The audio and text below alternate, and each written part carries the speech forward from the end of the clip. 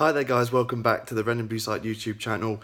Before I get started in today's crazy video, I just want to apologise for the lack of uploads over the last few days. Obviously with Father's Day at the weekend and England last night, oh my god, what a crazy game. I've struggled to get uploads out and I apologise for that. I did have one yesterday. I was going to do an England preview game and I had it uploaded. It was uploading, but then for some reason YouTube was really being funny with the processing, so it wouldn't process properly, and eventually it got too close to kick off for me to upload it, so I just had to call it quits there. And I was really annoyed because although I didn't get in my predictions for the team and what would happen, although I didn't get the formation right, I got all 11 players right in the starting 11, which I guess you could say isn't that big a deal. I think a lot of people probably got that predicted 11 right. But not only that, I got the 2-1 score prediction right. So it would have been a great video to put up, so I'm gutted at that. But this is purely just talking about England last night. Well, we can't really have a better opener than that in terms of confidence, boosting morale and confidence. I mean, let's start with the first half. I think first 20 minutes, as everyone said already, we were battering them. And we could have easily been 2 or 3-0 at half-time, let's be honest. A lovely header from Stones, which led to the great save from the keeper, and then rebounded. Kane there, the poacher that he is. He's done it week in, week out with Spurs. Can score a variety of goals, we know that. And he's there waiting, beat his marker to the ball there, and made it 1-0. And I was limbs everywhere. It was fantastic. And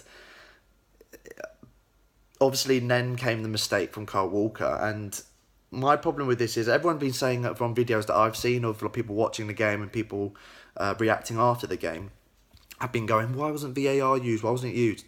Got to remember, VAR is always in use during the game. So whenever there's an incident and the ref blows for a foul, in a penalty or not for a penalty, the VAR people are always looking at that. And so even though he hasn't made a signal to go and check, the VAR people are looking at it and then will message the ref to go and look at it again, or to play on. So it's always in use, VAR.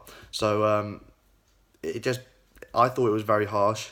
I don't know about you guys in this, there may be a bit of bias for England, but I thought that he was trying to hold off the man. It was literally a complete accident that he managed to make contact with I think it was his neck, it wasn't really even his face. And but the way he went down, I think it was Ben Youssef, his name, he went down like a sack of potatoes every time an England player went near him. It was actually quite embarrassing at times how Tunisia tried to time waste. Fair enough, I mean, they got the goal, it was a lovely taken penalty. As soon as they scored that, you knew what their game plan would be. It would be to grind it out and just get that draw, because that would have been a massive point for Tunisia. Albeit though, I think everyone kind of writes off the fact that we beat Tunisia. Bearing in mind, they're the highest ranked African nation in the tournament.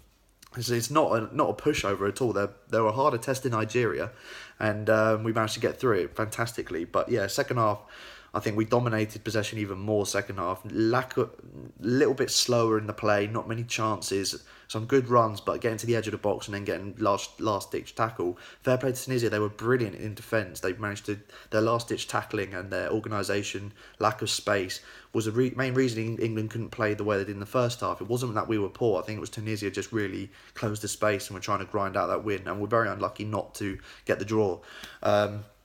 And then the moment came at the end where Loftus-Cheek, I think, changed the game. And this is really annoying because I really hoped as a Palace fan that Loftus-Cheek would, if there was a little chance that Loftus-Cheek could come to Palace, I would have ripped your arm off. But now I think with the impact he's had on as a sub, and probably there's a good chance he could start against Panama after how he played against Tunisia last night. I think that the chances of him coming to Palace are over now. But he's done exactly what he did for Palace when he came on, running at people, causing carnage in the back line, pressure, just driving runs. I love it. That's the main thing that he's done for Palace, and he does it so well. So those driving runs from midfield, and and then Rashford managed to win the corner brilliantly after losing it in the injury time.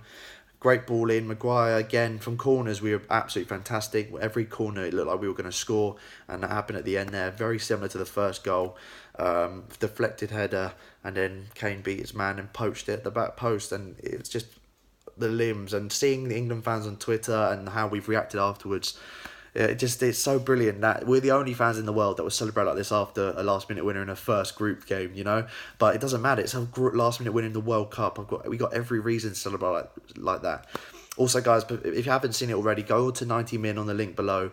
Look at Hainsey and Boovy's vlog. They're out there for all the England games at the World Cup in the group stage, and they were obviously there last night vlogging it. I think it's already soaring over 15,000 views or something ridiculous since last night. It's massive.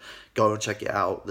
You won't regret it. The scenes that they have at the end there in the stadium at Volgograd. Check it out. Check the vlog out in the link below. But yeah, guys, that's my review of England. I think we were very good first half. Second half, we were a little bit slower, but that was mainly because of Tunisia's good defending and setup. Question to you guys is, how far can England go in this World Cup? I've always said it. I'm going to say it again. How far do you think we can go? Are we overreacting a bit? I don't think we are. I think you got every right on a last-minute winner in a World Cup to celebrate like this.